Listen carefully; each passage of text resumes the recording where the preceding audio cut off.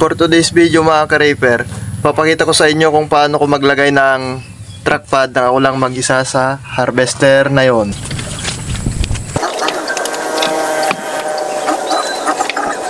Una mga ka-Reaper, lagay muna natin tong track pad dito sa may gear nya, dito sa may harap. Dahil medyo mabigat ito, na itaas, gagamit tayo ng kahoy. Tapos itutulak na lang natin paloob yun mamaya. Kapag nalagyan na natin ng tungkod mga ka-Reaper, ganyan na yung itsura nya. Dapat po ganyan nakapatong yung track pad dun sa gear para itutulak na lang natin mamaya yung itong track pad.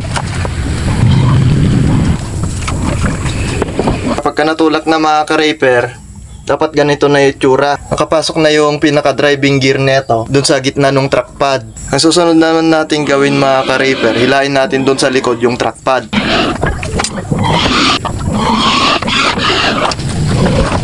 Ang sunod mga ka-Reaper, tungkodan ulit natin to ng kahoy para tumaas hanggang rito para pwede na nating sipain papasok tong track pad doon. Kapag ka natungkuran na mga ka-Reaper, dapat ganito yung itsura. Dapat nakapatong yung track pad dun sa roller sa taas mga ka-Reaper para pwede na nating sipain to mga ka-Reaper papasok.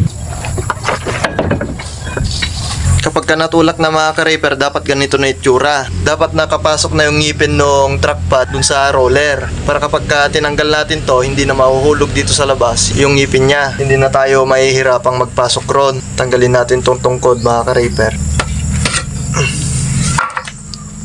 Ayan. Ganyan dapat mga ka-Reaper, nakapasok yung ngipin nya dun sa loob ng track pad. Ang sunod naman mga ka-Reaper, itulak natin tong track pad habang sinisikwat natin dun sa may roller guide nya mga ka-Reaper.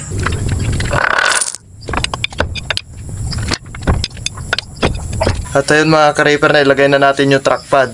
Ganun lang kadali maglagay ng track pad dito sa may harvester. Hanggang dito na lang mga ka-Reaper. Salamat sa panonood.